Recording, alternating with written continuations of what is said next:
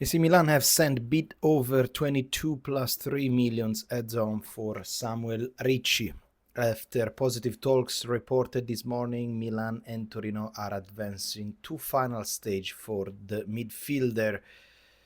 As personal term were discussed since December, deal now very close. Mamma mia. I just hope they don't break my heart once again. That's the reality, guys. Whenever I see a midfielder or anyway a young Italian player being associated with Milan, of course my memory goes back to Sandro Tonali, how much we loved him on the first year, even though it was not perfect. In his second years, boom, exploded professionally, of course, and then just sold to the first club that just pass by, say, okay, do you want a 50 million for this player? Yes, take it.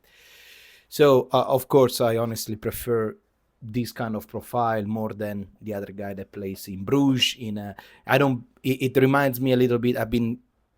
We've been shocked, burned by CDK, by Jimenez, whoever comes from those northern country league. It takes a while to adapt in the Serie A Italiana. Meanwhile, Ricci, it is a talent ready to go, already played in Italy. It's gonna fit perfectly the concept of football for Massimiliano Allegri. It makes more sense spending a little bit money on this kind of profile rather than 30, 40. I heard from some great player, but come on, let's be real. Igli Tare say that our midfield will be the area we intervene the most. That's something we've analyzed closely with the coach, looking at the profiles and characteristics we need. The players you mentioned are valuable alternative, but in the end, we must make the right choice based on what we need. We believe improving team's technical quality is a priority. Talking about Modric, confirming that Modric it is coming to Milan, we need a point of reference for the team. Someone like him might seem like an unusual signing, but in reality he's not. In my opinion, yes, of course, but you already bought Walker last year, if you remember well, somebody that can be a point of reference. Meanwhile, he was not. I don't know if Modric it is going to be. As a first sign, I have to say congratulations to Tare, because it's not every day that you sign an ex-Ballon d'Or first signing in your career in Milan. However, we all know that Modric pretty much, it's not really the sport side that we are interested in Modric, because he doesn't have, professionally talking, a future, but it's more about the brand. Make Milan important again with a great signing, somebody that can sell jersey. The first things Luca asked me was whether we will win the first things Luca asked me was whether we would win the league, because he's a Milan fan, yes, but he wants to be the main man. That kind of mentality is exactly what we need. This is just sugar on the cake, something extra, something that he has to say, that he wants really to play for Milan, which is I'm sure he wants, but I don't believe them anymore. I don't believe a single word of anybody. It's good to talk about this. That we are also trying to build a team different from recent year. Theo transfer is not finalized yet. We are working on it. I understand the media urgency, but things change every minute. It's ongoing, but not done yet. I think Al Hilal, what they're gonna do now, because they are all focused on the Club World Cup, as soon as it's been kicked out from, as soon as they lose, they come back to Saudi Arabia and then will announce Hernandez as a new left back. It is marketing 101, come on.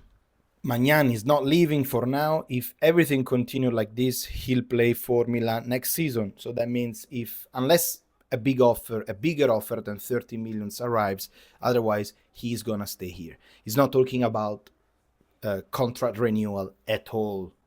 So it's quite clear that if you want to have Mike Magnan, you have to spend at least 40 millions, which is, in my opinion, it's still a gift.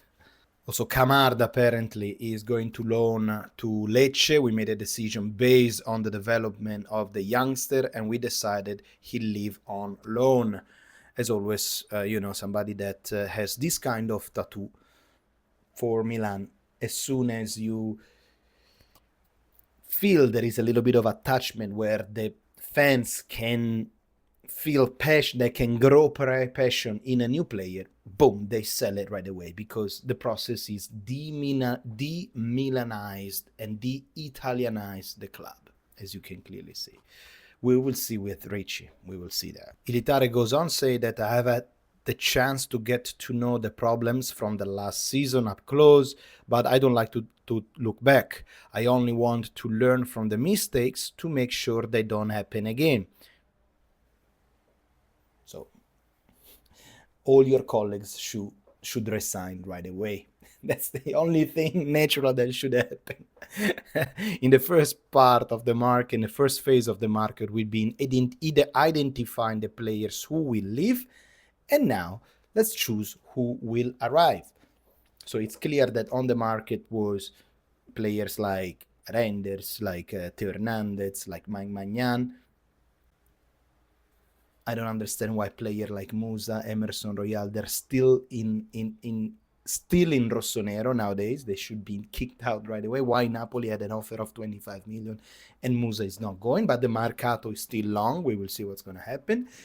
Talking about the words of Furlani, because the Giorgino, of course, have to say his in own words what is going on in Milan. The first thing he's saying that this is not a revolution.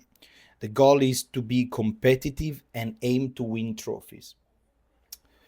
On why he picked Igli Tare, we changed the structure of the sporting area. We realized it was important to have somebody like Igli, and Igli in particular. I'm convinced that we made the right choice. We're working in the same direction, of course, because if he was working in a different direction, he will be not there, because he's either with me or against me with Giorgino Furlani. There is nothing in the middle. Also talking about Allegri, we went for the most decorated coach in Italy, in Italian football history, a coach with a track record of victory and a past in Milan. We wanted someone with experience in Italian football. Now, in my opinion, probably after Gasperini, I think that Allegri probably was, now thinking back, the best option available for Milan. The fact that he's Italian, the fact that he's playing horrible football, but brings home the 3 points, that's the only thing that matters. Giorgino also talked about Zlatan has never been part of the Milan corporate staff. He remains a very important figure in our project as an operation partner of Redbird. Okay, we Milan fans love him.